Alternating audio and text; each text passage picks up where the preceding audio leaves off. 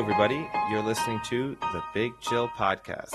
This is episode 638, TV, XG, and Legacy.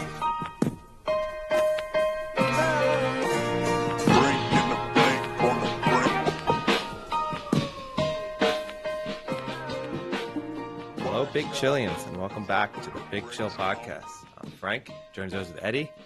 Eddie, how's it going? 1 week removed from the bachelor party?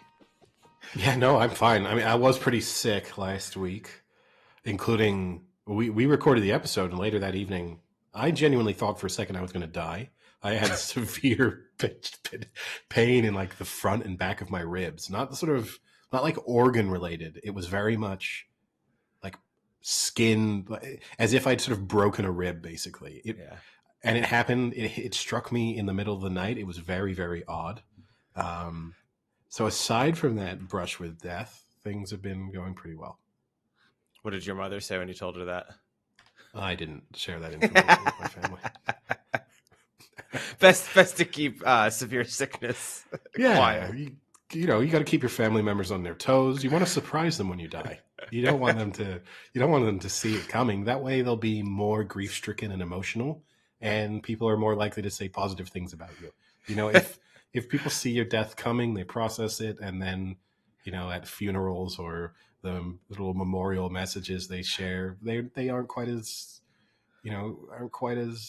heartfelt. So I want to make sure when I go, no one really saw it coming. Wonderful. Just like Richard Lewis. I think people saw that coming. I think everyone saw that coming. I also want to have absolutely no plans in place to handle my death. Just so everyone has to take your debt. Just leave a massive mess everywhere. I want to burden people with my life for years following my death. That's, I think, they say like you die twice, first when you die and second the last time anyone ever says your name. I will ensure that that's hundreds of years into the future, where like companies are still like, why do we have this customer support ticket from Edward Hewitt?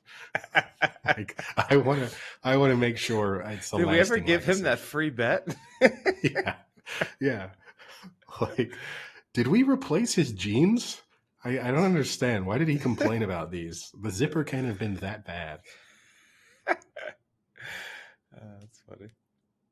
But yeah, and aside from that, I'm gonna give you a breakdown of my weekend that's really gonna entertain you, because you find my recap watching of movies insane, or the clip watching this weekend with not so much late night sport going on. You and I kind of had an off podcast conversation about it. I didn't go out at all as a result of being sick, so I had some Friday, Saturday, Sunday night with not a lot of sport on, and I watched the full season by season recap of Prison Break. It took your favorite show. What a surprise. A show I hate. You and every professional footballer out there. Yeah, I just wanted to make sure next time we have a footballer on the show, we can go in depth on which is your favorite season of Prison Break and why. I had never finished the show. I think I watched maybe a season and a half of Prison Break when it was originally airing, and then gave up on it. Can you quickly, in season 1, do they actually end up escaping? They do escape in season 1, yes. And then what season do they go back? Well, they get recaught pretty much every season, and they go to different prisons. Okay. In a less and less believable set of plots. So they're in prison in Colombia, I think it is, for a while, or it might not be. It's somewhere in Latin America. That's like season 2. And some of them are also still in prison in the U.S. in different places. They eventually end up in prison in Yemen. That's when things really. Yemen, known for its great prison system. Yes, in the news, it's very topical at the moment. Prison Break was ahead of its time in terms of really identifying Yemen as a hotspot for, to focus content on. But no, it was interesting as a. I think I've exhausted, though. I think on YouTube, I pretty much exhausted the movie recaps. So now I'm watching like movie recaps of movies from Russia and Ukraine and Korea. So like movies that movies that I would absolutely never see, which the best part about that is the plot lines of those movies are even more insane than you'd get from like Western movies. So the recaps make absolutely no sense. Like it's impossible to watch a recap and have it's just eventually the movie ends in the recap and it feels like none of the plot lines have been resolved. Characters just come in and out. I don't really sometimes even they say their names in the local language, so sometimes I don't really even understand who's who. It's it's tough. It's a pure waste of my time. But you're not watching movie recaps of movie recaps yet. No, I might start making those. That might be like the movie recap reviewer. That might be my next YouTube channel. Just really, and you know what? Based on how popular these movie recap channels are, I think there's an audience for it. Like I think we're probably missing a trick just talking about sports. I think if we just purely talked about movie recaps, we'd probably be way more popular. Might be more fun. I love a good movie. Well, do you want to watch? I mean, it's how quick would you do it? Because like the movie recap tends to be anywhere from 7 to 20 minutes, depending on the movie. So the recap of the recap, you're going to go 2 to 5 minutes. You know, like it's no, you double down. It's extra long, 14 to 40 minutes, but you don't ever talk about the movie. You talk just about the recap. Yeah. I do like it too because they're obviously trying to follow these kind of YouTube rules. So they blur out blood and stuff always gets blurred out. And they can say people died or killed. When people commit suicide, they have to say they self-deleted. I guess that's some kind of... What is the Matrix? I think it's some kind of YouTube guideline, you know, that you don't want to sort of encourage suicide in any way. So I suppose to keep their videos monetized, everyone's always self-deleting. There's a lot of self-deleting in these movies. Well, I've been watching a new actual TV show that I've genuinely am very excited for after 2 episodes. I'm slightly afraid to even tell you because then I know you'll go and watch it with the lens of I want to not like this. So you're going to hate it right off the bat. But I will say it's Shogun on FX, and it's very good so far. It's only 2 episodes. Well, I think the 3rd one was just released last night. But after 2 episodes, it's, I think, really good. It's kind of similar to Game of Thrones, except obviously takes place in Japan, but a similar like power struggle for the top of the throne with a lot of like intricate character development. But so far I like it because it's not going too quickly. There's actual character development that's relevant to the show, unlike a recent show we just watched where you're getting random character development. And it's just it's well written, and actually the special effects so far are pretty good. It kind of reminded me a little bit of Rings of Power, where you could tell some of the things were definitely CGI'd, but they looked good CGI'd. This is kind of the similar thing. It's not like House of Dragon where it looks CGI'd and it looks like someone's riding like a motorcycle and then photoshops in a dragon on top of the motorcycle. And presumably this is like an American TV show. Like this is not, are you subtitling your way through it? Or well, it's an American TV show, but I would say 70% of it is subtitles. So they speak in Japanese and everything's subtitled. Okay. Interesting. And then there is so what gets a little weird is there's an English person in the show, and then there's a bunch of Portuguese people in the show, and they are speaking Portuguese to each other, but they speak it in English. So it's like established early on that like the English guy speaks Portuguese. So like when they speak, it's English, but they're actually speaking Portuguese, but it's a way they can kind of get around of the entire show being subtitled, which is nice, but it's still not that much. I mean, a huge significant portion of the dialogue is in Japanese and subtitled. And supposedly so this is based off a book. And then there was a show, I think in the 80s, like a mini series. And in the mini series, they also spoke predominantly Japanese, but they didn't even subtitle it because they wanted the viewer to experience it as if you were the English person in the book or show or whatever. So like you're as lost as he is because he can't obviously speak Japanese. which is an interesting move. Like, I respect that partly, but then the other part is like, then you're getting no character development for like all the characters. But yeah, it's pretty good so far. It's got some Game of Thrones. Like, if people like Game of Thrones, I think they'll love this. It's got some violence, a little bit of sex. Like, it's got all the ingredients that made Game of Thrones good. I think good dialogue. But presumably set like in the real world. Like, we're not going to get dragons. 1600s Japan. Okay, so No. I would be shocked if, like, season 2, a dragon emerges over the city. All right. Well, while we're, I guess, doing an early little TV, two TV shows I have been watching. One of which I will give a positive review to, but put in some context. You might like it because it has one of your favorite actors in it. So I burnt through last week a TV show called Monsieur Spade. Oh yeah, I've Clive started Owen. that. It's fine. I will tell people, like, it's perfectly entertaining. It is what it is. Like, don't go into this expecting. It's along the lines. I got to say, we spoke about Perry Mason for a while. It's like Perry Mason standard. It's the kind of TV show you'd watch with your parents or your kids.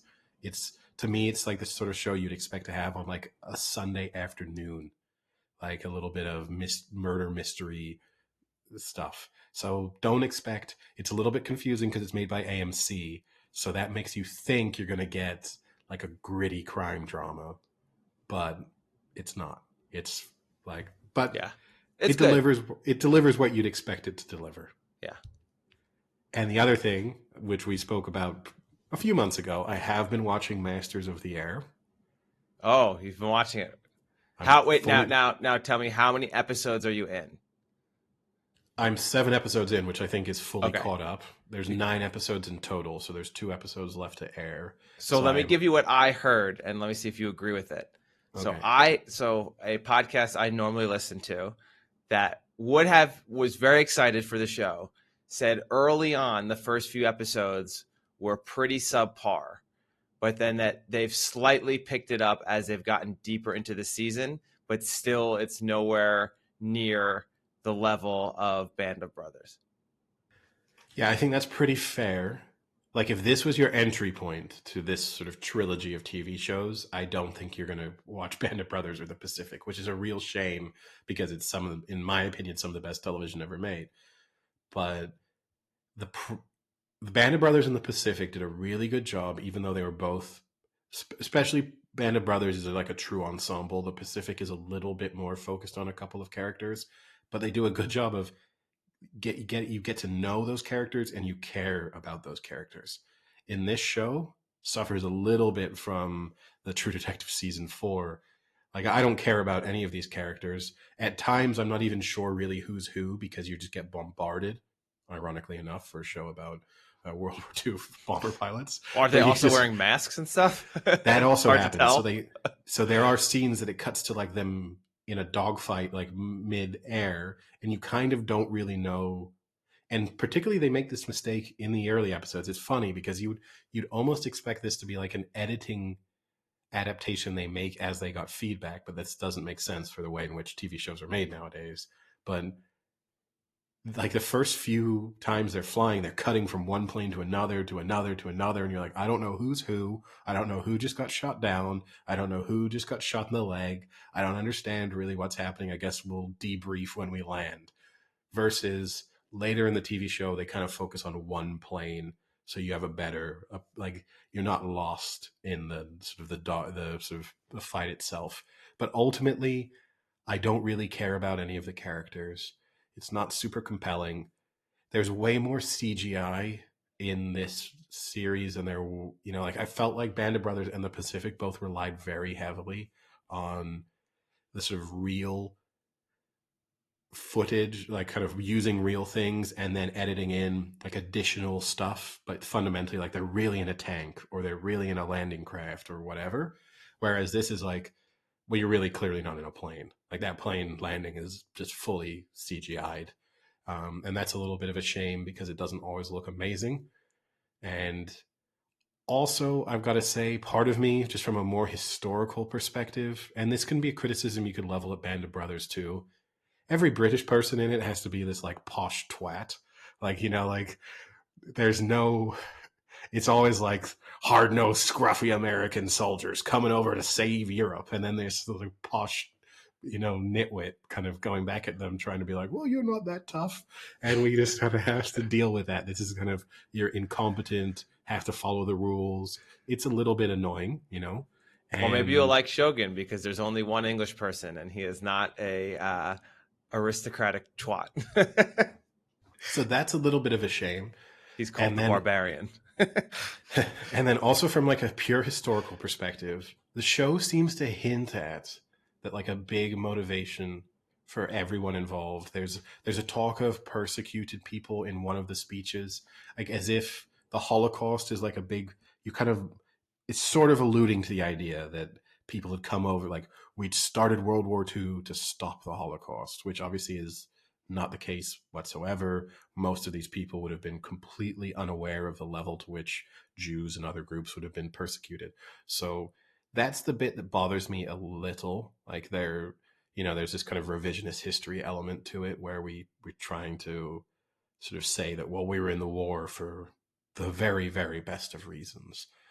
Not that I think World War II was fought for bad reasons, but still, you know what I mean? Like there's this sort of element to it that I don't love. And that bothers me because I did feel like Band of Brothers in the Pacific was somewhat educational.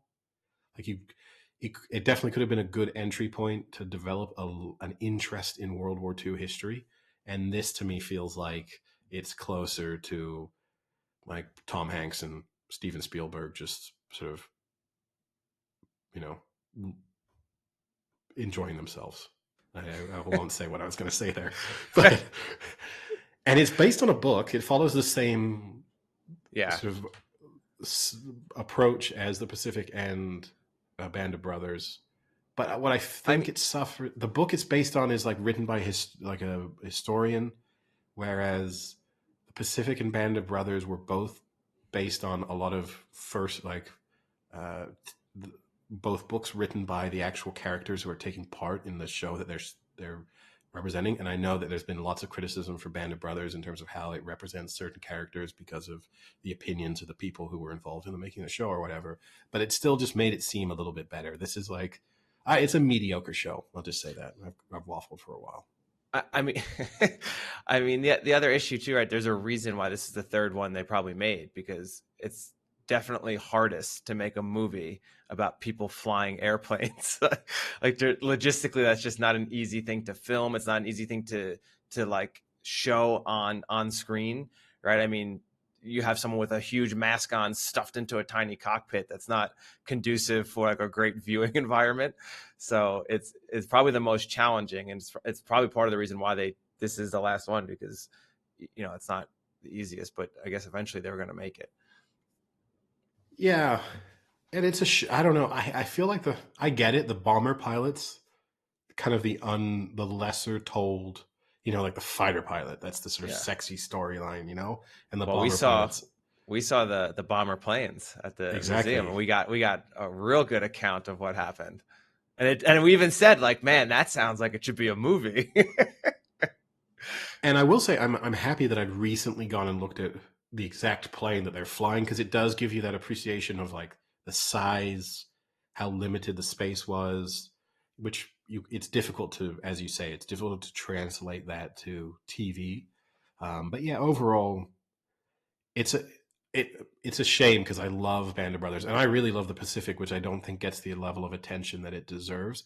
I also think one of the things that bothers me a little bit in terms of their approach, both Band of the Brothers and the Pacific, mostly Band of Brothers, right? Band of Brothers hit the jackpot that so many of the actors who appear in it have gone on to huge careers. Almost unreal.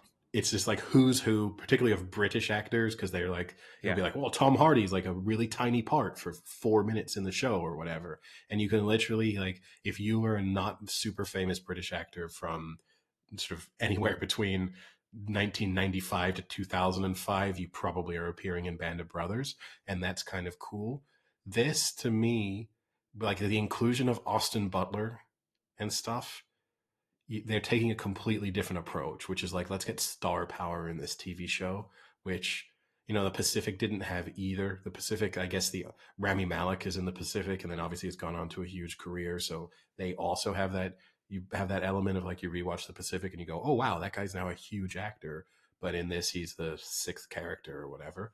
Um, it bothers me a little bit that you have this.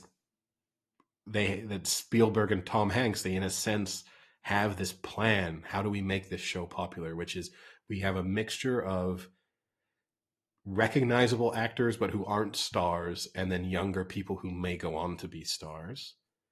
Or maybe I guess you could say with like David Schwimmer in Band of Brothers, a guy who's like trying to sort of rebrand himself, like huge name but not someone you'd associate with this type of TV show. You only associate him with one character. And in this, it's like, let's just throw Austin Butler in there. Let's throw, and especially when you know that they were making this right when Elvis was also, it's like, let's throw the biggest name in Hollywood in a sense from a young male actor perspective, and let's make him a pilot. Like let's really try and lean into this. That bothers me a little bit too. It's crazy looking at some of the like, you may have forgot they were in Band of Brothers, some of these people. So you have like Damian Lewis, who's the Homeland guy. Ron Livingston, who's the Office Space guy, the guy from Office Space. Yeah, and to me that's fine. Like Ron Livingston or David Schwimmer or whatever. Those are names. Donnie Wahlberg. Yeah, those are all characters. Those are all actors you recognized when you watched the show. Fassbender, did you recognize Fassbender? Then? Not at the time, no. Jimmy Fallon's in it, isn't he? I think very David briefly. Schwimmer, Tom Hardy, Simon Pegg. Yeah, I mean it's Colin everyone. Hanks, obviously. Yeah. Jimmy Fallon. It's everyone. George Rice. He's only super James briefly. McAvoy.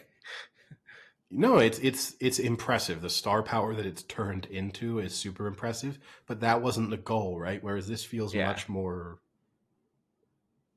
sort of planned of trying to get stars involved. Wow, Andrew Scott was in an episode now of Sherlock fame for Moriarty and Fleabag. He was the priest in Fleabag. Yeah. And I'll give credit, like this is still, again, it's a lot of British actors doing very, very good American accents. I will say that. And the American accent is easy to do if you do like my American accent or kind of yours. But these guys are doing like 1940s Brooklyn accent. That's a little bit more of a, the acting talent that goes into that is a little bit more of a challenge. Well, you mentioned, Eddie, revisionist history. And there's been a new season of Malcolm Gladwell's podcast, Revisionist History. I don't know if you've listened to it yet. I'm surprised you haven't, because that's another thing you like to hate listen to. Malcolm Gladwell, for him, I'll use one of his favorite terms. He reached the tipping point for me. Nice. Where it went from hate listen to pure hate, and I couldn't do it anymore. I can't put myself. I had to sit myself down and give myself a talk and say, why are you ruining your afternoon listening to Malcolm Gladwell? And it's a shame. I was actually speaking about revisionist history with someone yesterday because the original concept of revisionist history is so great. Yes. And then season 1 is awesome. And then basically they keep calling it revisionist history, but there's no revisionist history anymore. It's just interesting stories, or the stories Malcolm Gladwell finds interesting. So we had the season before was on guns and gun control. And that actually had like one or two of the episodes had some revisionist history as to like, this is a law that everyone follows now, but no one really understands why the law was actually put in place. And it's different than what you thought. Like there is some revisionist history to some of them, but then some of them again are just like interesting stories he heard about guns. So it's like a mix of both. But this season, he's doing what's called development hell.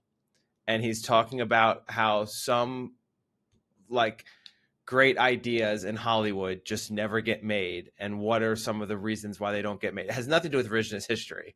It's just like why some things don't get made. And the first episode is about his own movie that almost got made based off of his book. I think Blink was the name of either the movie or the book. It was like his first big book. And it was about people who like have the ability to almost tell if someone's lying. Like it was about like being able to like have people who can always tell if someone's telling the truth or not. Yeah, I mean, the book is about intuition, basically. Yeah. So, like, developing the skill to sort of react to things in the moment and sort of be able to. So, police officers, even who are able to tell if someone's a real threat or, whatever it is. So he's talking.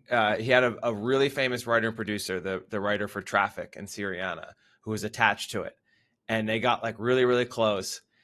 And there are several parts in this episode in particular, and then in the season, where he constantly goes, "This is a season about remarkable, amazing stories that just never made it." It's like, stop Really? lumping yourself into like, he's like, these could have been some of the greatest movies ever. He says like these types of things, and then the first one is about his fucking movie. It was like so classic.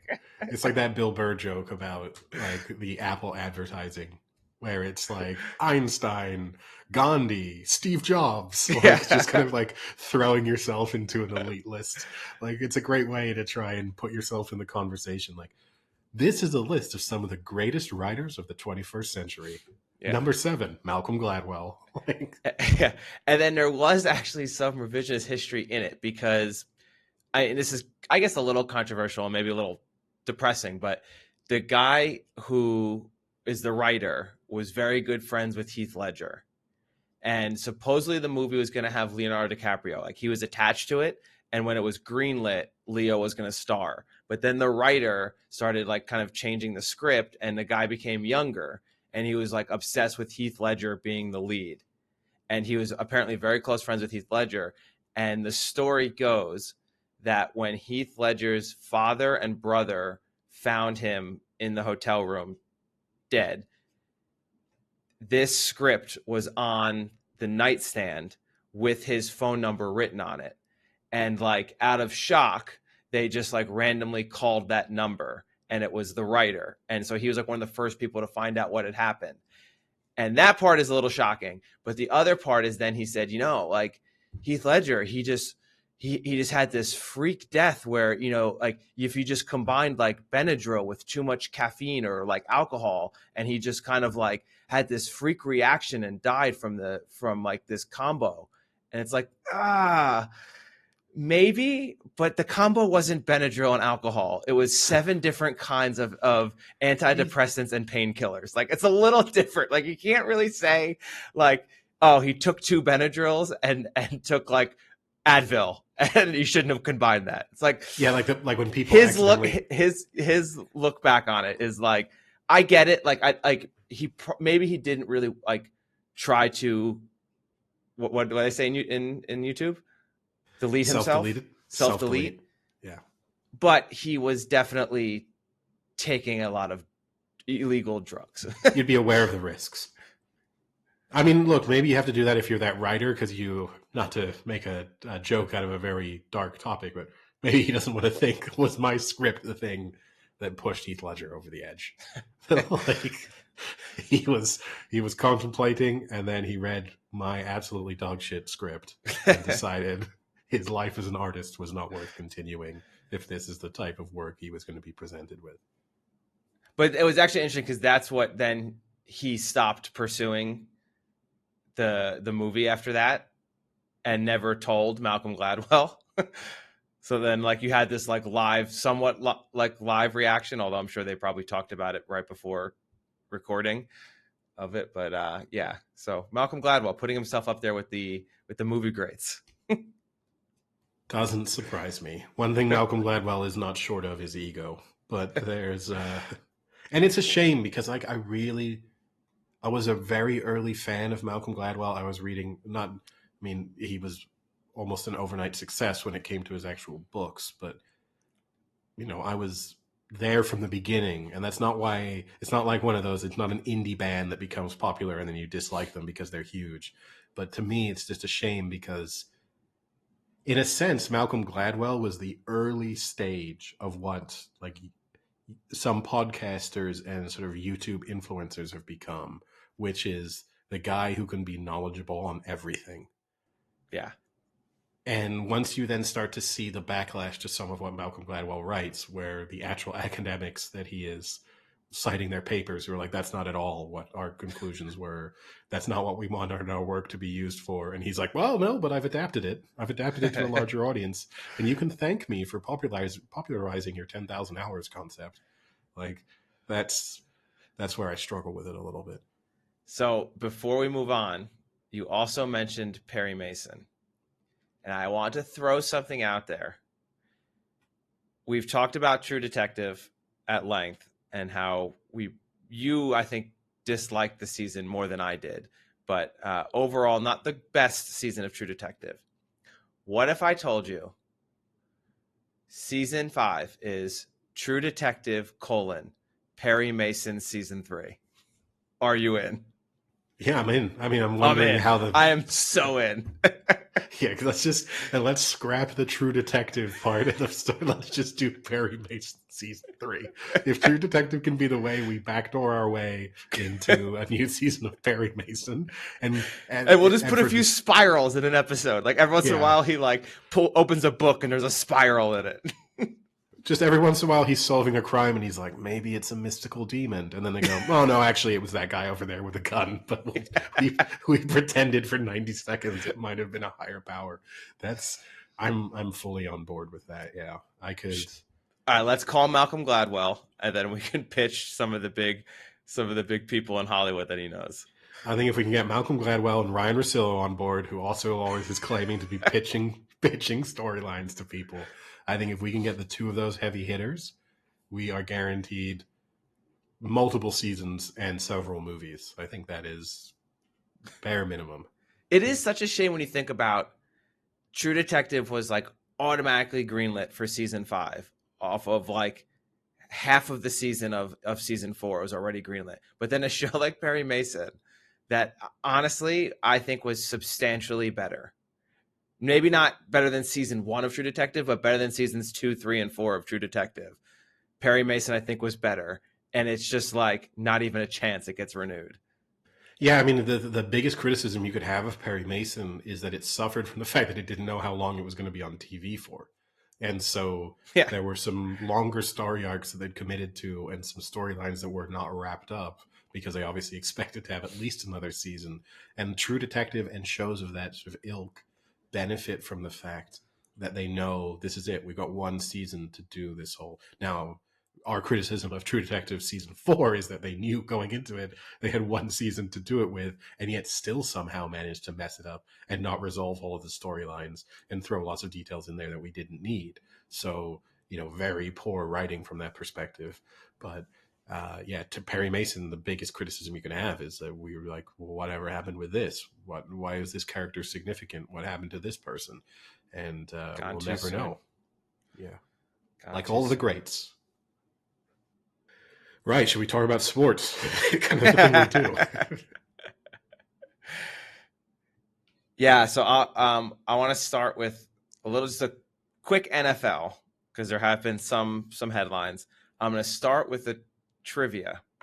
And this was a trivia I saw pop up the other day that I kind of got right. I took longer than the time that was allotted. It's supposed to be within 30 seconds. But I thought about it a little longer and was able to get it. So this is not just the NFL, but so I should also preface this by we slightly discussed half of this question previously. So you might have a chance at getting it because it was one of our little things we talked about on our road trip in October.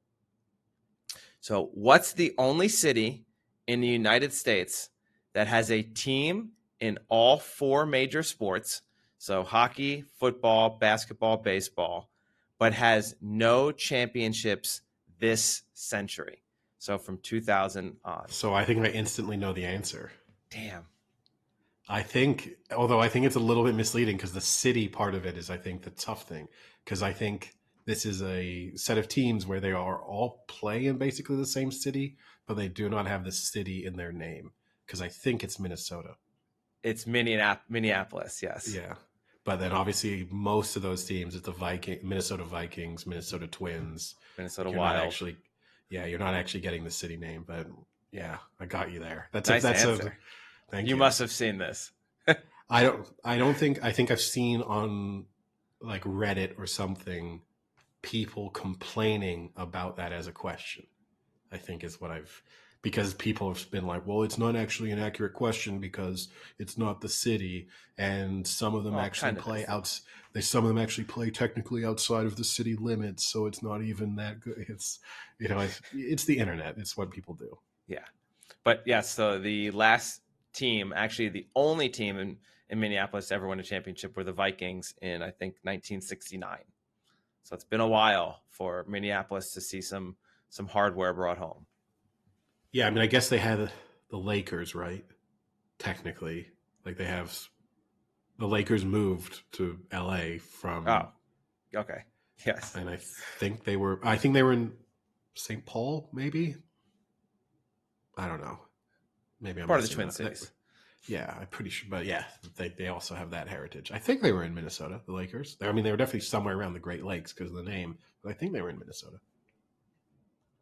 So I guess speaking of the NFL, the major headline that I think is that Russell Wilson is going to be released by the Denver Broncos 2 years after being traded for. And I just want to go through how terrible of a move this has been for the Denver Broncos.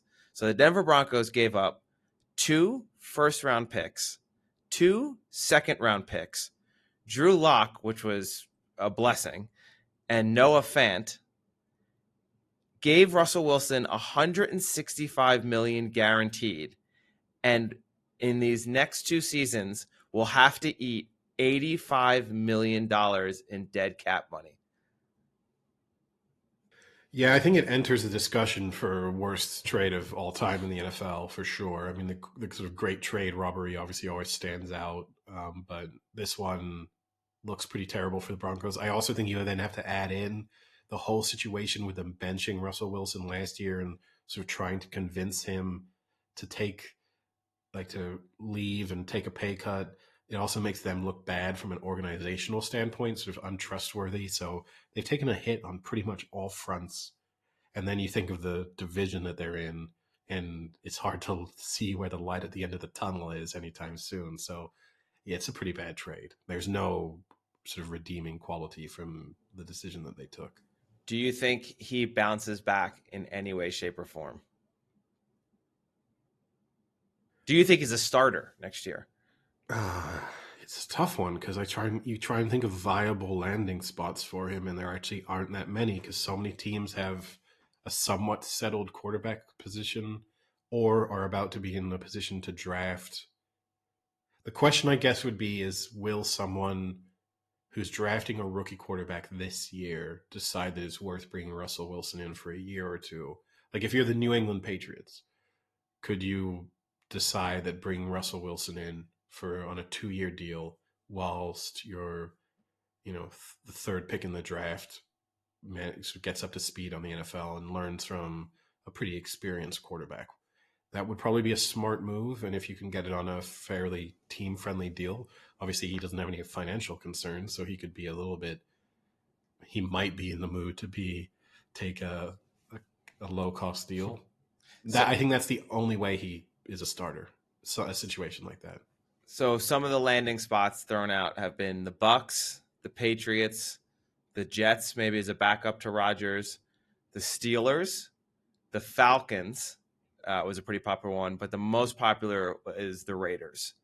So the Raiders have the 13th overall pick in the draft. So Russell Wilson could come in for a year, let that person study under him, although I don't know if that's the best option of having him study Russell Wilson, and then kind of move on from there after like a 1-year contract. I could legitimately see that, especially because it's the Raiders and they love making slightly controversial, dumb decisions.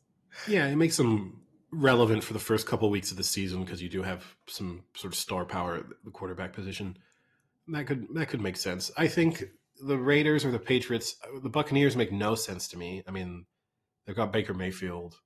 He did well, so why would you bring Russell He Wilson did in to well be enough Baker that Mayfield? Mike Evans signed a contract extension. Yeah, exactly. He's a popular figure there. You made the playoffs, so you're not going to bring Russell Wilson in to be Baker Mayfield's backup. So I I think a few of those aren't really viable options, but yeah, I think a team considering him as a veteran option whilst a rookie learns could make sense. But still, it then depends on him being willing to not take a huge deal.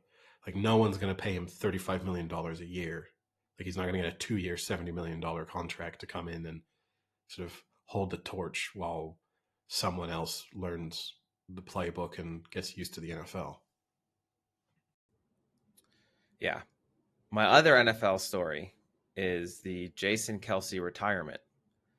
And in particular, the Jason Kelce retirement press conference, where I'm going to read the quote that he said that he teared up for and was choked up for and almost couldn't finish. And tell me if this is a choking up moment. I won't forget Nick Foles having the game of his life on the biggest stage possible and the biggest dick on the team going up to Doug Peterson and asking for the Philly special, and Doug Peterson having the biggest balls in the stadium, fighting through tears, to finish off by saying, "Yeah, let's do it." How is that the part you tear up on after you talk about Nick Foles' dick and Peterson's balls? You then tear up to say, "Yeah, let's do it." In fairness, he cried throughout. I watched a decent chunk of it. Yeah, obviously very Is emotional. that appropriate? First off, is that appropriate for a retirement press conference? Do you think you need to have some etiquette? I think so too. I think you need to think that maybe if these are the words that you're going to be most remembered by in some respects, that you don't want to quote that looks weird or ages badly. But does it look good for Gridiron Heights or whatever the hell they're? What's their New Heights podcast? I think it's pretty on brand for them, right? And again, I like them, and I like him in particular. I think it's way too much fanfare being made about a center retiring. I've got to say this. I don't remember any other center retiring in history with any degree. Fucking Jeff Saturday retired 4 years ago, and no one even knew who he was then. No, and then he was on ESPN for 7 years. Yeah, like that's the bit that maybe I struggle with slightly. Is like it feels like I get it. He's a great center, and he'll be a loss to the Eagles, but still, we're kind of going overboard with just how impactful the center is on the performance of the Eagles as a whole over the past few years. And yeah, there was a whole thing. He had this. I don't know. I spent my time as a speechwriter, and he went into this whole bit about how fitting it was for him to land in the city of brotherly love because he knew what that meant. I mean, it was just everything was a little corny, a little shoehorned to try and hit the specific talking points. And if you were being cynical, you could even say a lot of it was trying to keep himself in the news, to have another big surge, to kind of push the podcast to a certain extent, the push towards Kelce becoming a media figure. Like transformational 2 years for him, because 2 years ago, had he retired, we never hear from Jason Kelce again. And now he's guaranteed to be not only have that podcast continue to go from strength to strength, but also I'm sure we're going to see him on ESPN or Fox or whatever. Like it's going to be a little weird. But the real question is, maybe not this year, but next year, do we see him in a Chiefs uniform playing with his brother? I think his brother will be retired by then too, so probably not. But yeah, I think it's yeah. Speaking of retirements, I don't know if you saw, I got a couple of stories relating to one former high draft pick. And speaking of Baker Mayfield, the guy who Baker Mayfield basically replaced in Cleveland, Jonny Manziel, who I don't know if you saw, he said back. You're not truly considered an NFL bust until you officially retired. Do with that as you wish. That's his official quote. I think he's official. I think he's a bust. I think even if he's not retired, he's a bust. Yeah, my view of him after watching that documentary about him, I think is not as positive as I think he would have hoped people thought of him after doing it. Yeah, and I think it was interesting at the time that documentary came out. I remember watching an interview with Joe Thomas, who, you got sort of Now Mr. there's a Cleveland. guy who went too soon. Yeah, but a guy, Mr. Cleveland, like never misses a game, best in his position for an extended period of time, but was coming towards the end of his career. And I think people overlook in the sort of comical element of Jonny Manziel being like, never watched tape. It's like, yeah, you screwed over a bunch of your teammates who were dedicated to their careers and trying to get the most out of their sort of last few attempts to achieve something, and you just said, fuck it, I want to go and party, and I don't really care. I feel no obligation to you and what you may have given to your career. Like, that's the bit that, and I know he kind of acknowledges that at times, but deep down, he doesn't give a shit. Like, he didn't give a shit at the time, and he doesn't give a shit now. No, definitely not. But as part of his rebrand, anecdote number 2 from Jonny Manziel, he is also, I don't know if you saw, but he's refusing to take part in like Heisman Trophy ceremonies going forward until Reggie Bush is allowed to take part as well. We're going to do this again now. Yeah. We're still on the Reggie Bush thing. Yeah. The thing I never like about whenever this Reggie Bush story gets revisited is people being like, he could do it now. It's like, it's not how laws work. Yeah. It drives me insane too.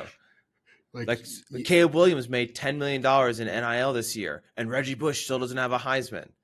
But yeah, because it's legal now. Yeah, it doesn't work. I can't just break the law now and then hope. And I know, yes, there are situations where you break the law, you get imprisoned, you get released because the law changes, but they don't then give you everything back. It's not like, well, you were a good guy. It's like Reggie Bush broke the rules. I'm sure a lot of other players were at the time. He got caught. He paid a fairly stiff penalty for being caught, obviously, but he also went on to a fairly good NFL career, made millions upon millions of dollars, and a post NFL career. And I think he's looked upon pretty highly. You could make the argument that being stripped of the Heisman puts him into like an elite company that keeps him relevant and talked about in a way that he wouldn't have been had he just won the Heisman. Like, it means that every couple of years we have to talk about Reggie Bush and whether or not he should get his Heisman back, and is it the greatest miscarriage of justice in college football history? Whereas if it had just been like, hey, remember Reggie Bush was really good in college? Like, yeah, he was really good. End of story. Yeah, it's like so but good. Like it kicks off lots of conversations about him that would probably not take place otherwise. So maybe he benefits from it in a lot of ways. I remember when Reggie Bush was playing, he was one of the first like college players that was kind of super popular when YouTube had become just like the thing, and you could go on and watch his high school highlights. Like he was one of the first players you could really do that for in the present moment. Like I know now you can go back and watch whoever, like Jim Brown, high school highlights. But back in the day, he was like one of the first athletes that you could do it in real time. And I would go back and you could watch his high school highlights, and it was just unbelievable. Like he is just in another world compared to these kids he's playing. Yeah. No, it's always cool to see how dominant people are at that stage of their lives. Now, you mentioned Caleb Williams there. You've been a big Caleb Williams fan for his entire college career. You were probably slightly early on the Caleb Williams. I was literally day one. I was. No, I remember the game he came in. He came in against Texas in the Red River Shootout in Oklahoma. So I've been, for several years, been having to listen to you saying, I hope the Giants get Caleb Williams. Should the Giants start tanking now to get Caleb Williams? I think you started saying that 3 years ago, which would have made no sense, but still it would have been interesting. But as the sort of diehard early adopter of Caleb Williams, seeing how he's handling his whole draft process didn't work out. I think he's not sent. He won't do a medical for most of the teams because he's basically hey, only really one team can draft me, maybe a couple. So I'm only going to, like, I'll work out privately for them. Or, hey, look, there's the tape there available. Like, you can go and watch whatever you want to watch. And if you need medical information from me, like, I'm not going to give the Cleveland Browns medical information for me because they're not going to be in a position to draft me anyway. He's starting to look like a little bit of an asshole. Obviously, there was also a couple months ago where he came out and said he wanted equity in the team that he was drafted by because he felt like he was going to be such a game changer and sort of increase their value. So he needed to get sort of commensurate compensation for that. Any part of you thinking, if you're a GM right now, you have the number 1 draft pick, is it 100% Caleb Williams, or is the personality side of things making you doubt that slightly? And also factoring in, didn't have the greatest final year of college football either. Yeah, it's not a great look. I have to say I was definitely most excited when he came as a true freshman on Oklahoma. And I think what I've watched of him has slightly decreased almost every year. But having said that, I think still talent level, he is by far the most talented quarterback in this draft. And yeah, I've watched a lot of Drake May as well. And you just don't get that same feeling when you watch Drake May that you watch Caleb Williams. And it doesn't mean that Caleb Williams could potentially be a bust, because I think it's such a crapshoot sometimes. I mean, you look like Patrick Mahomes is a great example. He was the 5th QB drafted. Like, he wasn't that electric enough in college that people thought he was the slam dunk home run choice. So I think there is just so much randomness, and what team you get on and who you're surrounded by will also obviously make a difference. This attitude he's brought these last few months is not a great look. I saw someone, I forget who it was, made a great, I don't know if I sent it to you or not. Someone made a great video. It was political ads for either Justin Fields or Caleb Williams, and they did like the one or the other, and it was like the classic political ad, like, Justin Fields is a man of the people. Caleb Williams writes cuss words on his fingernails, like one of those things. It was really, really good. They did like a phenomenal job putting it together. And some of those things are kind of like, when you see, like, even though it's a joke in that political ad, like some of the things he's done, it's a little worrisome. But I think at the end of the day, I would hope at least that his main goal, at least for the first 5 to 6 years, is to be a phenomenal football player. I would slightly worry about like the long-term aspect of his career. Like, you might get a little Andrew Luck in there, where not that Andrew Luck quit because he wanted to be famous, but that he quit early in his prime. You could see something like that. Almost the opposite with Andrew Luck. He quit because he was becoming famous, couldn't handle it. Hated it. But I think you could see that with Caleb Williams. Like, I think he could come out, play 3 or 4 spectacular years, and then be like, oh, I'm done now. Like, I'm a celebrity. Almost like Odell. Like, but OBJ had injuries, so it was a little different. But you kind of got that vibe with OBJ, where once he became super famous, he was more into it. Antonio Brown, I think, is another pretty good example, although injuries kind of had an issue there. Antonio Brown had his brain scrambled. Yeah, so. But still, like, you saw that pretty early on, that he was so obsessed with being famous once he became famous. So that isn't a great look, and that is a worry. But I still think he is phenomenal. Like, so if you're the Bears, you're drafting Caleb Williams. I've seen enough of Fields to know that Fields is not the answer. I draft Caleb Williams. I think the issue the Bears have is that I don't think they're getting the interest in Justin Fields that they expected, which is kind of strange. I mean, if I were the Falcons, after seeing how much they fucked up on Lamar Jackson and not getting him, I at least make a shot and say, hey, maybe Fields is 70% Lamar Jackson, and I take that. Yeah, no, I mean, we both have a pretty similar opinion of Justin Fields, and there were moments throughout this season, right, where he did kind of convince you. I mean, I think the biggest one was that Vikings game where you kind of felt like, there was that like Monday night game where like a 97 QBR that game. Yeah, but at the same time, he hadn't done anything very good. Like it was sort of weird. He was kind of winning you over without doing anything particularly great.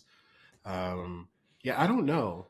I Part of me would be, if I were the Bears, be tempted to trade back and just really try and get this huge haul of incredible talent from that addresses all of the other positions that you need. Like you could build, especially if they could get Harrison somehow. Like if they can if they can trade back to a position where you feel like you're getting maybe a generational wide receiver talent, which I guess for them just means they probably need to get to the fourth spot.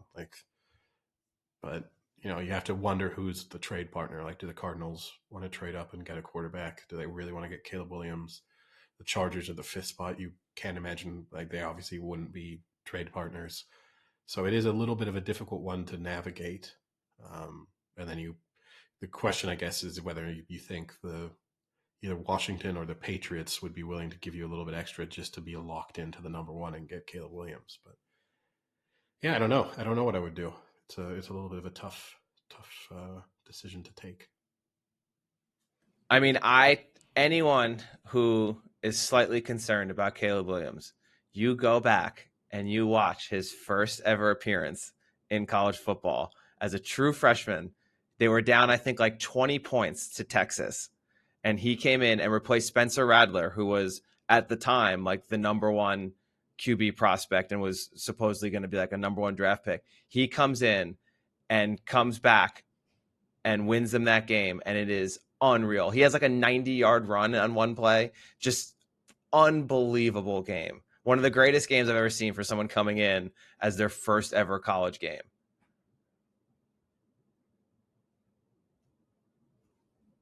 It wasn't his first official, but he had come in like just a few plays every once in a while. That was the first game he like took over. Yeah, I mean, it's an interesting point. Obviously, you're going several years back, though, which would be a little bit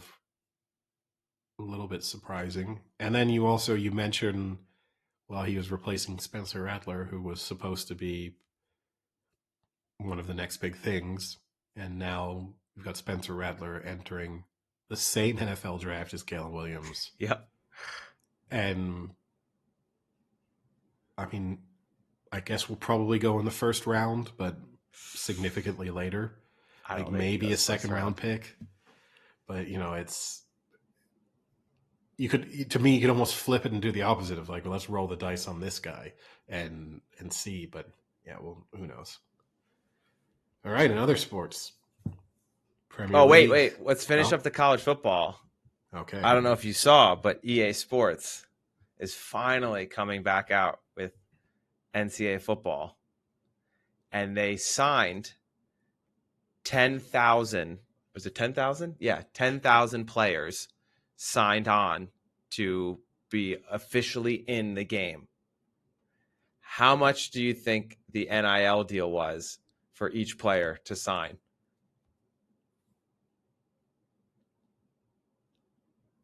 It was the same across the board, no matter who you were. I think I saw this.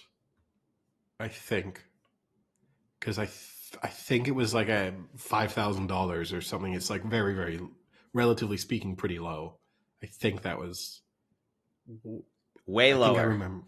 Yeah, $600 and a free copy of the game. Yeah, which obviously, if you're Caleb Williams, is a slap in the face. But if you're just some random guy playing Division II football who isn't getting any NIL deals and thinks it's really cool to be in a video game, and what, $600 for nothing is nice, and it's a video game that you otherwise would have bought. Like, averaged out over everyone, it's actually a pretty generous deal, if you really think about it. Because ultimately the argument would go back, they could release this game with no real names and everyone would happily play it. Yeah. Like, that's not, people aren't playing this game to be Caleb Williams. They're playing this game to do like a USC run the option. Or to just do like a USC dynasty mode and be the head coach of that, or build their head coaching career. And they're going to get so far into the future pretty quickly that none of the players currently playing are in the game anymore anyway. So So big players like Travis Hunter, Carson Beck, Jalen Milroe, Dylan Gabriel, now in Oregon, they all agreed to be in it. They reached 87% of college football players agreed to be in it. One player who did not was Arch Manning, who instead is, quote, focused on playing football on the field. Now, do you buy that, or do you think he's holding out because he wants more money? I think it's a bad look. Because, especially when you're him, he obviously comes from a background where money is no concern. He should not be making any decisions for financial reasons. Not only because he's already getting something like $2.5 million a year anyway in NIL deals to be a backup. So he's already pretty nicely set as an 18, 19-year-old financially, totally independently. Then you factor in that he comes from, the recent quarterback sort of dynasty in the NFL, two incredibly Royalty. wealthy and successful uncles. His dad is also been super successful in the sort of the oil and gas industry as well.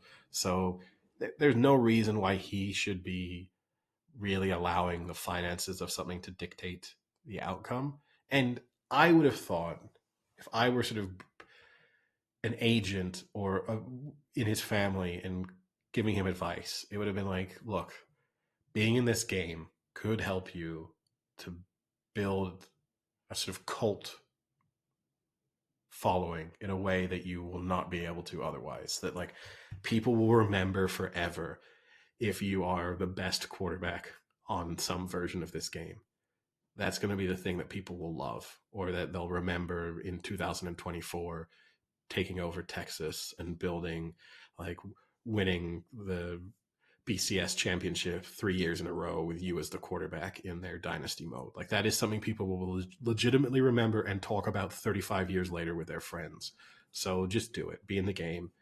I wonder maybe if it's not financially motivated, maybe it's so meta big picture that they don't want his rating to be shitty, low, that would then make people think that he isn't as good as he is, that then would lead to him not being drafted as well as he was, or something like that.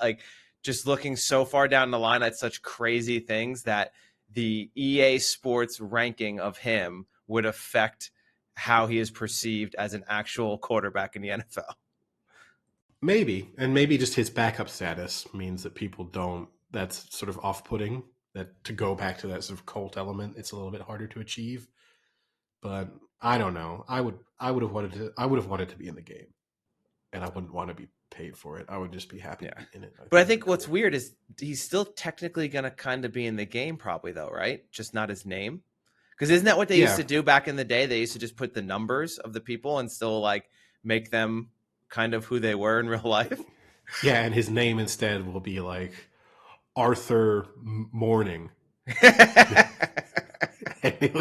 Arthur Morning to you. Yeah, nothing to do with Archie Manning.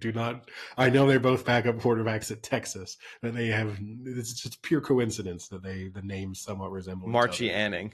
Yeah, there's and you also know that every Texas fan is going to be going in and editing the game to put you in it. If they're really going to try and build, do their little dynasty mode, they're going to instantly put you in. There's probably going to be some downloadable content available where it's here's every player in even the ones who haven't agreed to play. Here's the full roster. Just download this and you get exactly what you expect. I think you're right. There could have been that element of, we don't want you in the game as a backup. We don't want you in the game as a 74 rated college quarterback. But I think that's more what it is, because I agree. I can't imagine the money is an issue because he's making so much money from NIL deals anyway. I think I saw he's making over $8 million a year in NIL deals, so I don't think that's an issue. I legitimately think that people don't want him to look poorly. Maybe, but then also you never know. People with lots of money sometimes don't like being paid little bits of money, So there could be, hey, I know what I'm worth, and I think I'm worth way more than that. I know people are gonna, but yeah, I don't know. I'd want to be in it. I think it'd be so cool to be in FIFA or Madden or whatever it was. Amazing. that I wouldn't give a shit about either my rating or how much money I'd been paid as a result. I would just want to be in the game and play as myself. Well, like, you're going to if you assume just starred in Ted Lasso, you could have been in it. I don't want to be in it that way. that I would turn down. I would be the holdout on the Ted Lasso cast of not wanting to be in FIFA. But I just want to focus on playing fake football on the screen. Yeah. All right, moving on to the Premier League, I suppose.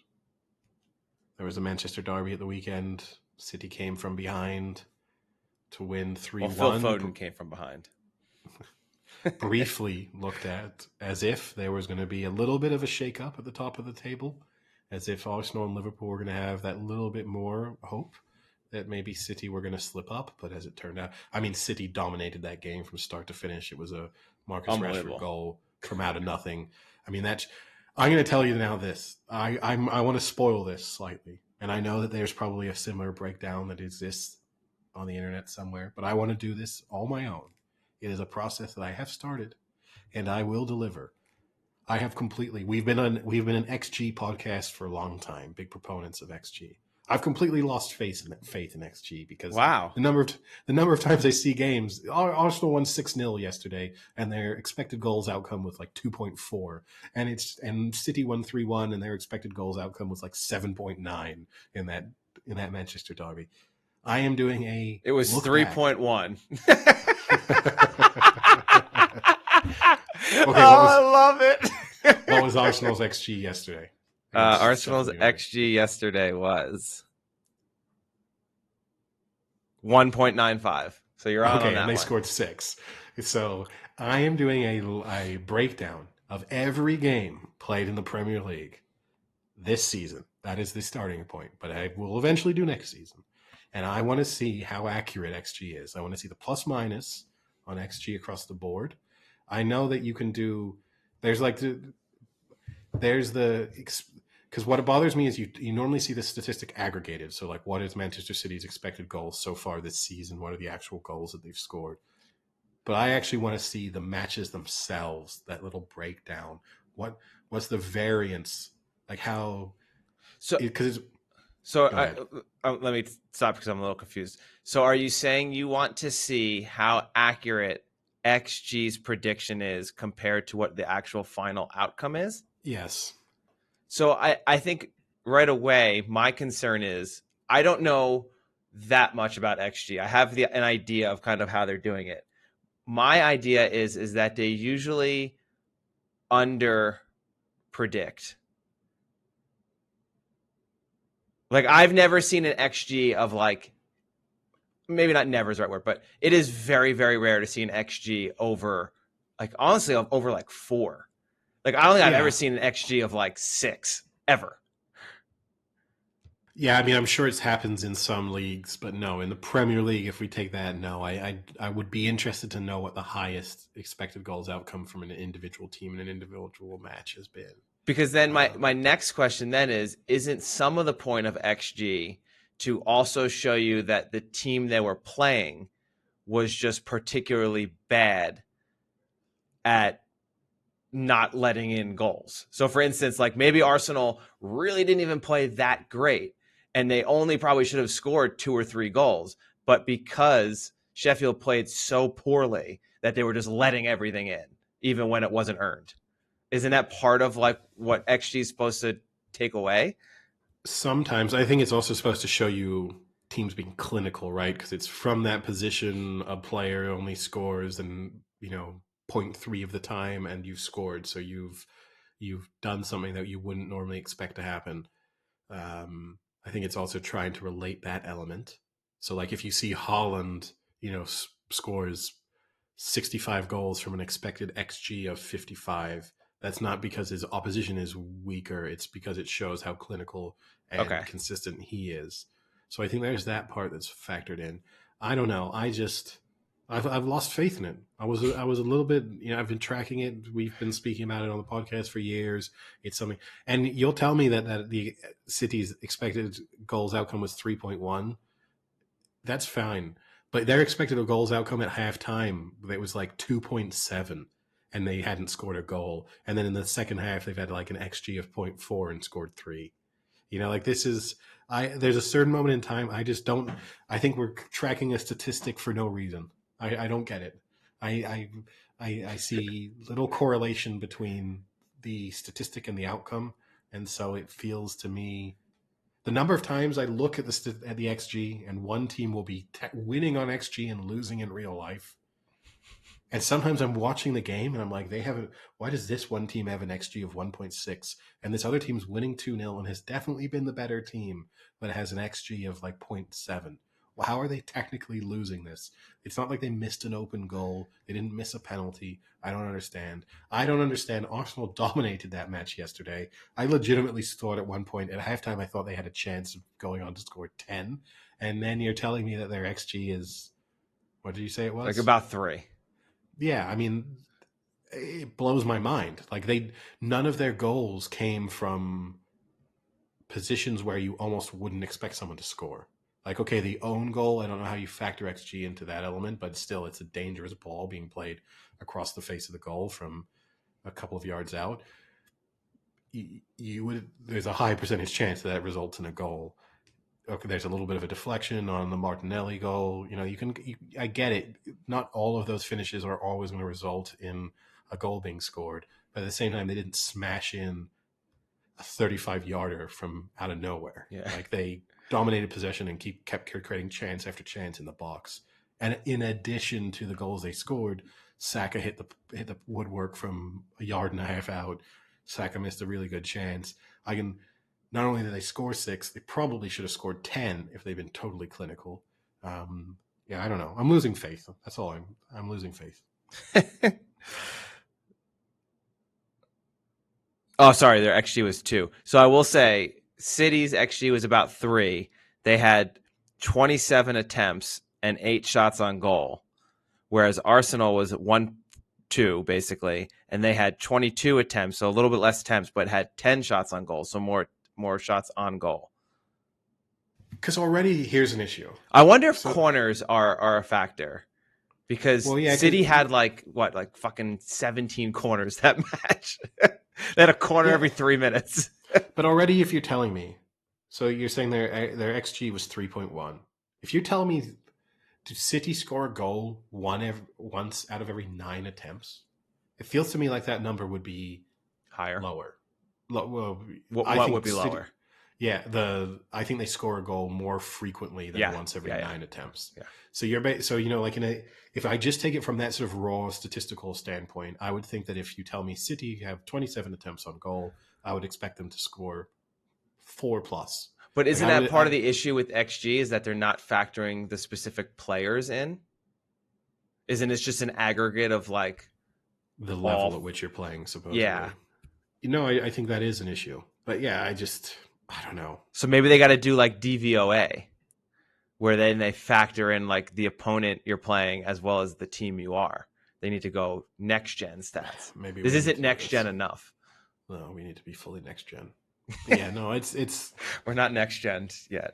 We're gonna be post gen eventually. I'm gonna contact AWS. I don't know what they do, but I see a lot of commercials that they say they do this type of stuff. All right, I'll tell you what, we get AWS on board to be the engine behind the statistical model we come up with. We get Common to be the face of the commercial that we deliver to calculate AI. to calculate goals outcome. And I don't know who we're selling this to, but it's a great Flash score. Mostly Flash score. We can just be a startup that makes no money for about 6 years, but we just rake in the fundraising and eventually end in a documentary about how 2 guys from a podcast got AI to be the face of their company. and articles being written. Or Common, Jesus Christ. I'm getting AI and TI and Common confused. And there'll be like articles written about like, is Common guilty? Like, should he be held responsible for the failure of this startup? Like, do we get do we get Common, or do we get the teacher that pretended to be Common? The low cost option. Yeah, we get the teacher in blackface. We give him a redemption arc. Yes. In fact, our whole advertising will just be people in blackface pretending to be famous black celebrities. That will be how we go viral. It's might hurt us in the fundraising though. Oh man, we'll see how that goes. Yeah, well, you know what the XG told me, Eddie? It told me that my only loss of the weekend, Real Madrid, should have been a winner because they were above Valencia on the XG. But what XG doesn't tell me is they got robbed by a shady ref. So I don't think they were robbed. He starts to blow the whistle for those He who does weren't not. watching. I want a breakdown of this video. By you go into Reddit and you find someone who broke it down, because at the moment the ball is crossed in, you can see the video of the opposing player is like yelling at the ref to blow the whistle. He's in the midst of yelling at him to blow the whistle. So it has not been blown by the time that ball leaves the foot for the cross for Jude Bellingham to put that in. This is a classic. Malcolm Gladwell should listen to this section of the podcast because this is one of those examples of why witnesses are not reliable, which is one of those topic Malcolm Gladwell loves.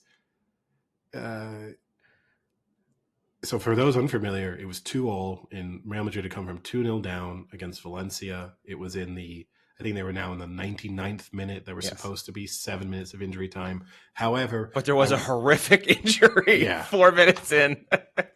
And also a penalty that had been awarded that what was then not given. So there was every reason for there to be sort of 3 or 4 minutes beyond that original 7. There's nothing wrong with the fact that they were still playing. That's part of what bothers me, and some people telling Real Madrid fans shouldn't be upset because they got more time than they were supposed to anyway.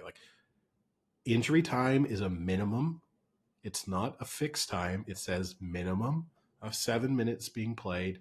And if things happen in injury time, then that means that more time will be played. You can't just go down injured in the first minute, lay there for 7 minutes, and then they blow the full-time whistle. So already I will agree with you on that front.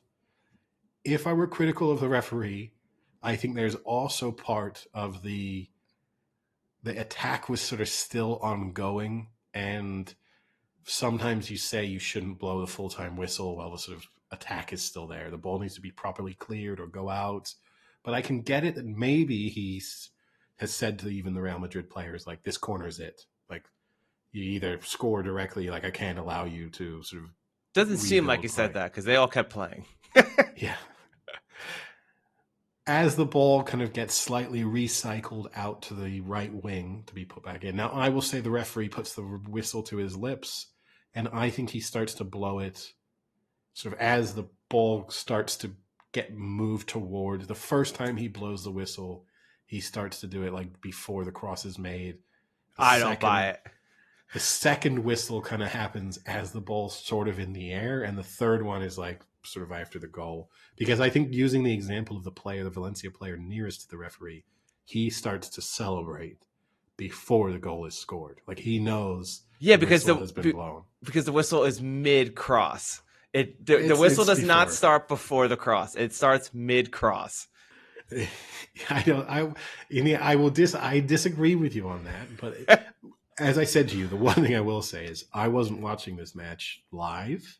I did say to you, if I'd been watching that in a bar with no sound, that would have been, and if you had either you're a Real Madrid supporter or you had money on Real Madrid, that would have been a tough moment to process. But yeah, I don't think they were robbed, but at the same time, I don't think it's the best piece of refereeing you're ever going to see. No, that ended up being my only loss on the weekend. That's a tough pill to swallow for a very nice 4-day long parlay. Those are always the toughest. Those are always, but and you wish. I hate when you see stupid betting websites that when something crazy happens, they're FanDuel has given money back or voided the bet for anyone who bet this. That never happens for me. How is that not one that gets voided? Referee blows whistle mid-goal. I don't think it's as controversial as you think it is. I think that's why. But frustrating perhaps, but not as controversial as you think it is. And obviously a big blow for Real Madrid because Jude Bellingham was then sent off in the post-match arguments that were going on with the referee, and which I don't really get. Like, he wasn't going to change his mind and go, oh, never mind, actually, I didn't blow the full-time whistle. Real Madrid have won the game 3-2. So there is... Well, I think you're just pissed. The level of protest, though, and also, look, Real Madrid have wrestled control of La Liga at this point. Like, I think it's pretty much a foregone conclusion that they're going to win the league.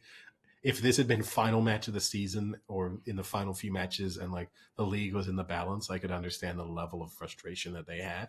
But in reality, they're probably going to win the league by like 10 points and they can ride off this draw with Valencia. Maybe Jude Bellingham was just thinking this could be another goal in the historic career I'm having at Real Madrid, a like to the death goal. Yeah, maybe for his season, it's potentially important. It was a nice header too. Yeah. Now here's an interesting one. I ran a poll. I guess I get a chance to tell everyone to follow the Big Chill podcast. Is the poll: are Liverpool the luckiest team in Premier League history?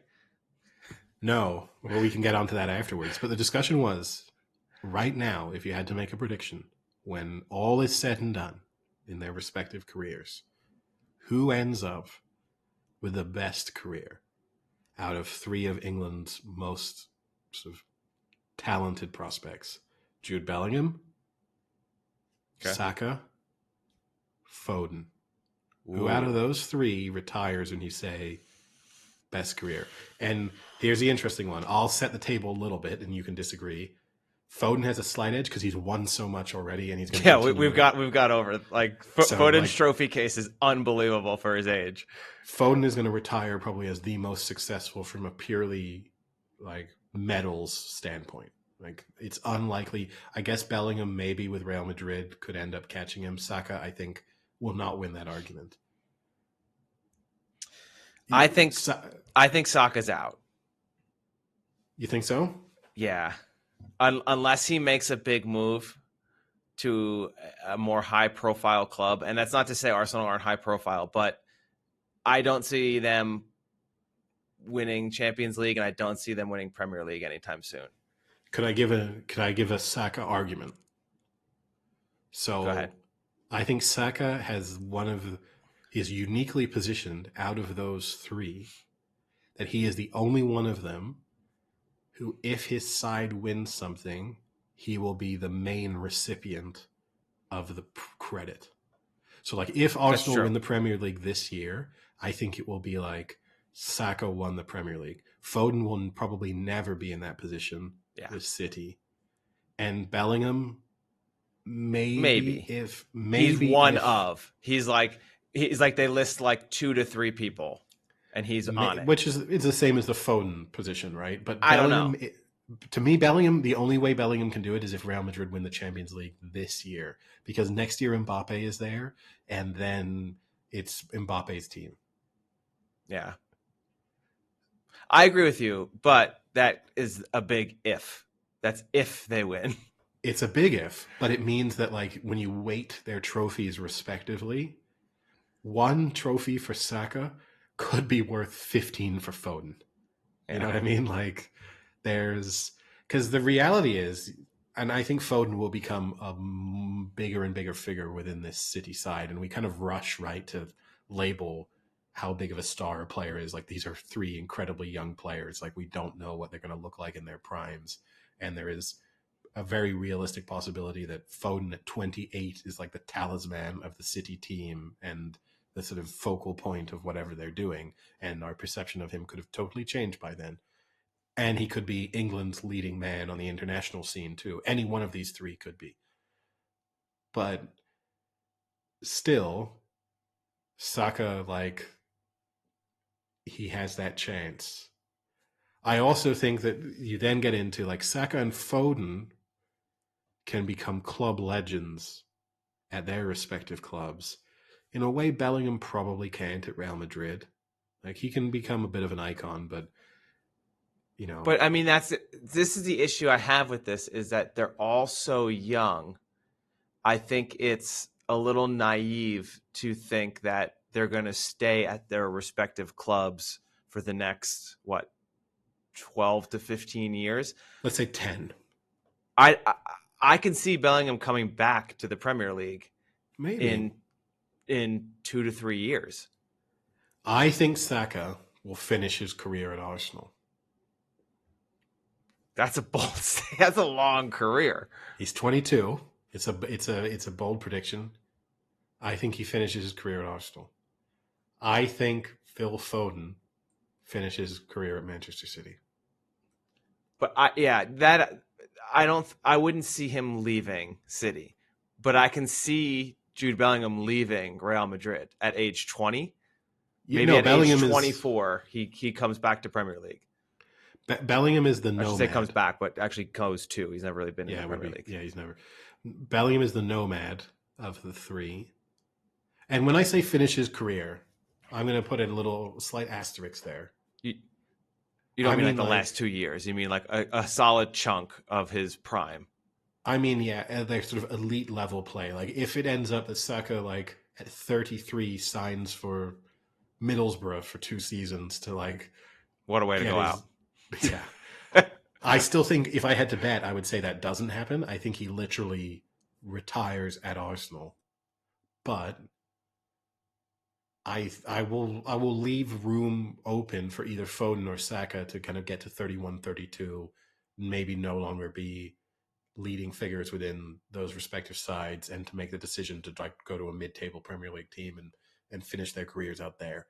I'm just saying they're not going to make a big move. Foden's not all of a sudden going to be playing for Barcelona and Saka's not going to suddenly be playing for Liverpool. Like I don't see that happening with either of them. I think particularly Saka, I think has already embraced the idea of being like Mr. Arsenal. I do think there is that in them. And I think Foden in particular, I think he will get the reaction he had. He obviously had the hat trick earlier against Manchester United and then the brace yesterday. And it is very much like one of our own is the kind of Manchester City supporters' reaction to Phil Foden's success. Yeah. Which they don't have with most of their superstars. Like they love Kevin De Bruyne, but they know he's a Belgian who played for Chelsea before, who like just is there because circumstances were that. Haaland is a mercenary who will probably be somewhere else within 3 or 4 years. You know, like there's Phil Foden holds a unique place of their chance to sort of still pretend they're this Manchester City that existed pre-Arab money. I mean, he's been on the club technically since like 2009. Since he was 9. Yeah, before they were rich. Yeah. You know, so he was there before the good times. But I don't know. It's tough. I mean, I think I don't know. My issue with Foden, and obviously I'm not versed well enough in football to know, but there's something about the fact that he's like 5'7", 130 pounds that honestly, like, can you ever be that dominant as that small of a guy? I mean, it's a difficult take when we live in the era of Messi. It's a tough. Yeah, but Messi's not a midfielder. Well, yeah, he kind of is. Yeah, I mean, he certainly was more so early in his career. But yeah, he's a number 10. He's sort of bridging the gap between being a forward and a midfielder. I just think it might be Foden. Might I wouldn't rule out that Foden evolves into that role as his career progresses. But I think because that to me is what I think why Jude Bellingham could be so good is because he has like a lot of physicality. This is such an American take. This is why, here we go. You can prepare. We need like a little drop for my anti-America rants. But this is why America will never be that great at football. It's because you'd have a scout who would look at like Phil Foden and then another one who would just look at like some 6'4" rapid guy. And I know this is an issue that plagues, this is not uniquely American. This is the whole argument why small players sometimes do get overlooked. And England has suffered from it for a long time. But I do think it's like when Americans are like, if our athletes really played soccer, like would LeBron James be unstoppable? It's like, well, probably not. Probably he would be. Phil Foden's 5'7" on a really good day with heel inserts in his cleats. With heels on. Do you know something about Phil Foden that we don't? This is how we go viral. Phil Foden, cross-dresser. I kind of get what you're saying. It's always nice when the best player also has these like physically unique attributes. Like Cristiano Ronaldo can jump incredibly high. He's quick. He's a sort of physical specimen that you look at him and you go, wow, that guy, not only is he a great football player, but he could probably be great at a number of other sports. Yeah. Phil Foden obviously was never going to make it in the NBA, couldn't play in the NFL, couldn't play rugby, probably not. I mean, I guess he's probably still undersized for like a scrum half or something. It feels different.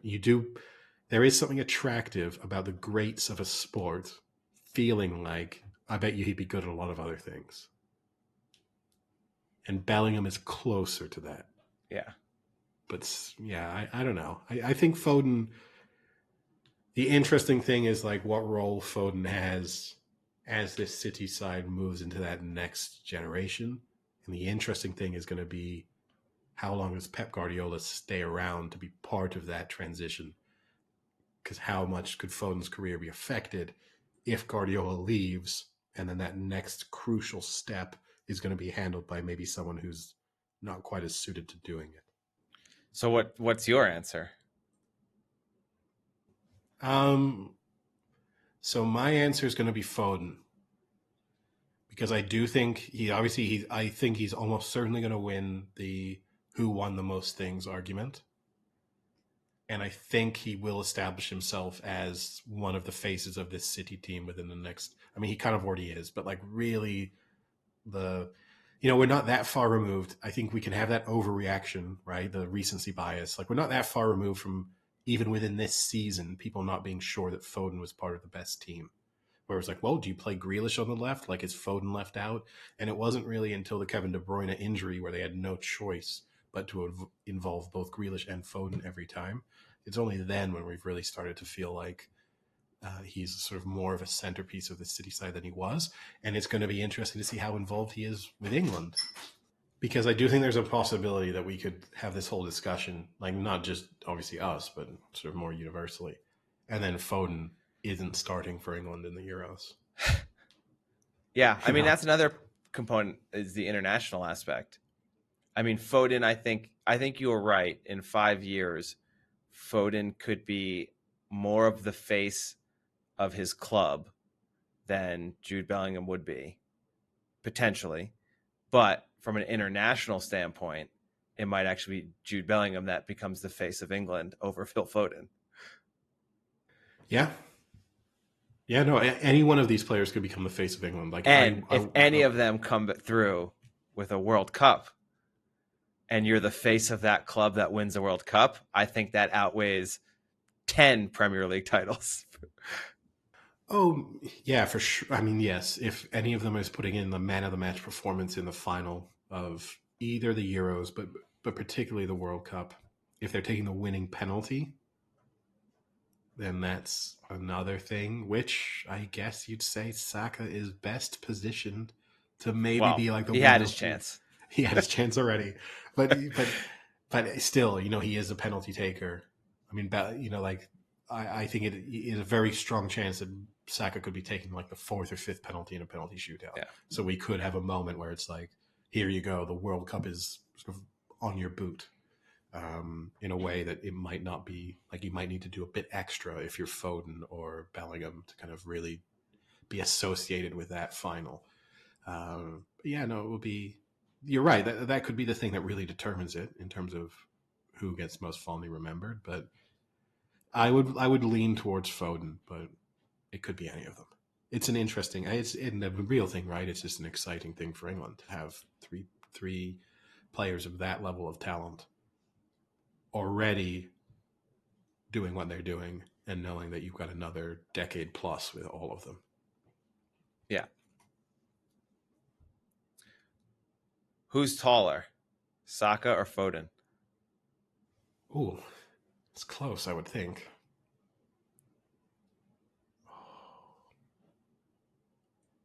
I think Foden might be slightly taller. Not even close. Saka's 3 inches taller. How tall is Saka then? 5'10". So a little shorter than me. 6 foot if he jumps. I mean, you mentioned Jack Grealish. I think Grealish is having the toughest beat of this because even with De Bruyne's injury, Foden has almost 3 times as much playing time this season than Grealish does. You say that, but I think Grealish processes that really well. I think Grealish just knows if I think Grealish is healthy enough that he thinks to himself, if I played my life out 100 times, this is like the best 1 or 2 scenarios I could have ever had. I don't know. I think when you're at the in the prime of your career, you still want to be playing. I get it. I get he's getting a lot of money. He's on a team that's constantly winning. He's winning trophies. He's on the international squad. Like, he's contributing. But still, I think at the end of the day, you want to be out there playing. You don't want to look back and be like, man, I was so good those years and no one will ever know because I barely stepped out there. I think I do agree. I mean, he has his injury problems from time to time, right? So that there is that factor. I think if you're him, though, I do agree with you. And maybe eventually he makes a decision to leave to play more regularly, to kind of go back to Aston Villa when he's 30 so that he can play week in, week out. But I still think 2 things. One, he gets enough attention still to feel like his talent isn't being wasted. Like, people still appreciate Jack Grealish. And 2, he's played in some pretty big moments for City. You know, like, he's had the Champions League run last year where he was involved in those matches, in the semifinal, in the final. And I think that will help. It offsets it. Like, you're him and you could tell him, like,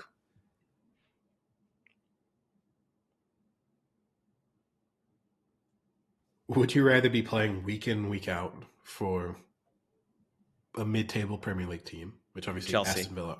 Yeah, okay, let's say Chelsea. Let's be really insulting to Chelsea. Would you rather be playing week in, week out? Would you rather be Cole Palmer at Chelsea, getting a lot of praise and attention, but ultimately you're in a team that's not winning anything, won't be in the Champions League next season? Or be Jack Grealish, where you're not playing every match, but you are being called in for some big matches when you're really trusted, you're winning things.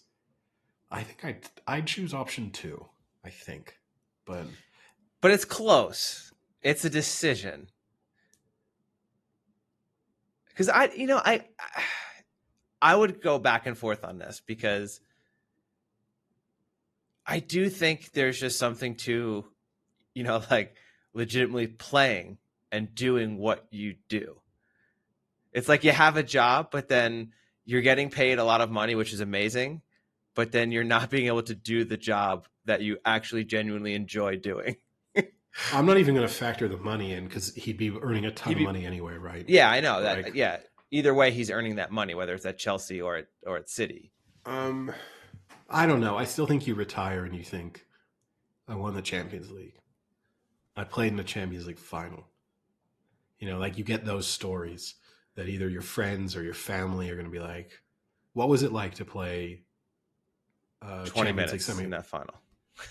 But you still played, I know. What was it like to play to go to Real Madrid and play a Champions League semifinal in Madrid?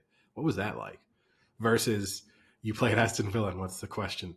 What was it like to play that League Cup semifinal against Spurs? Like, that's the type of question you're going to get asked.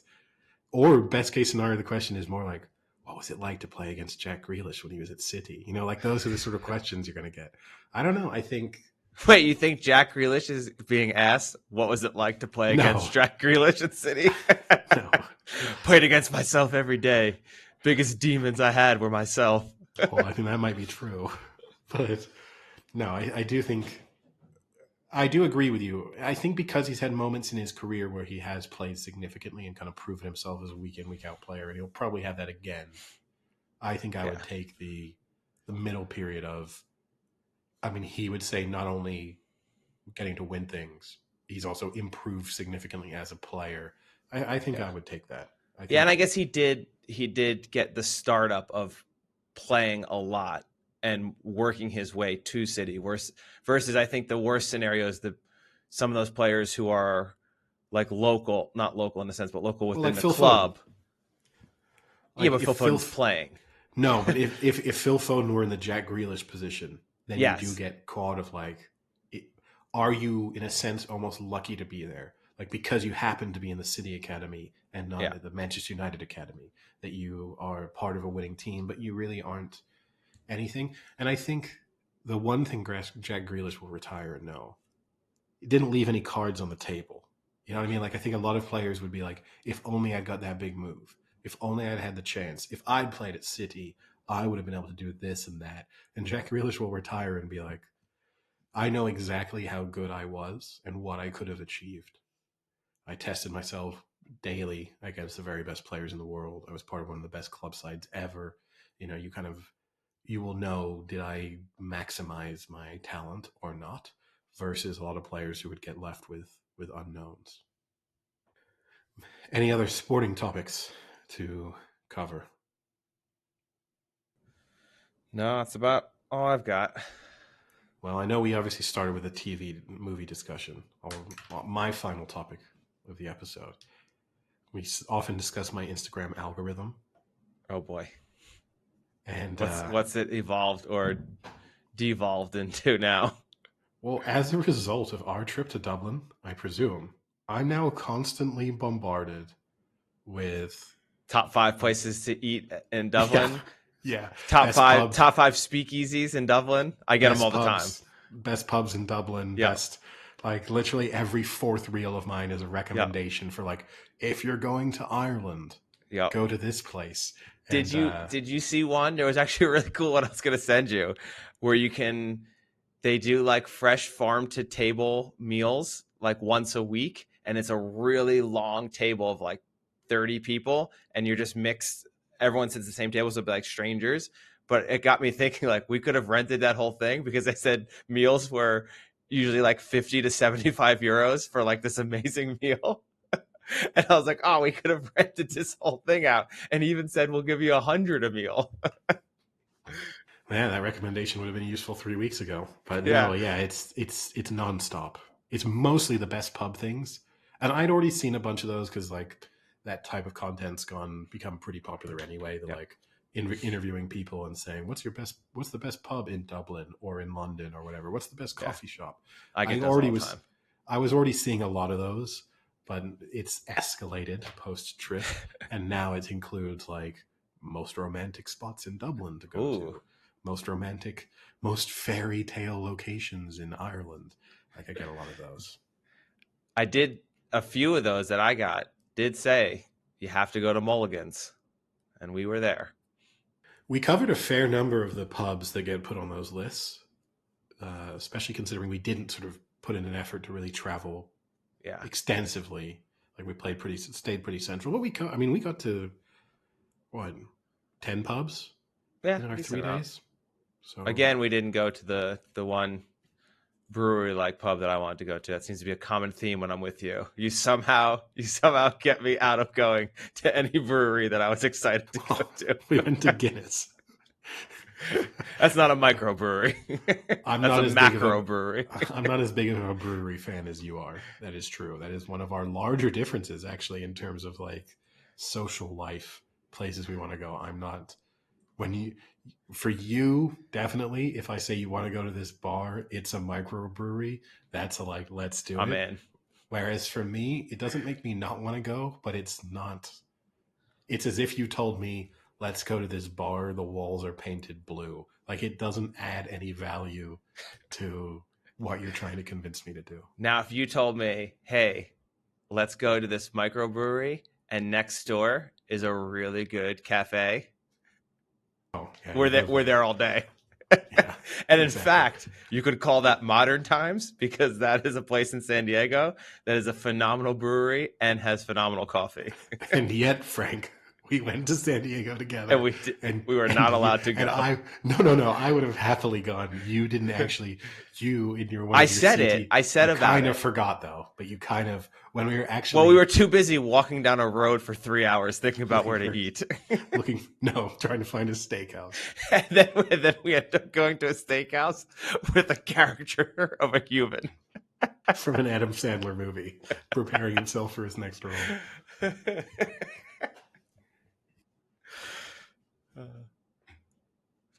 All right. On that note, anything else?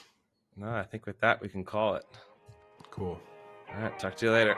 See ya. Cheerio.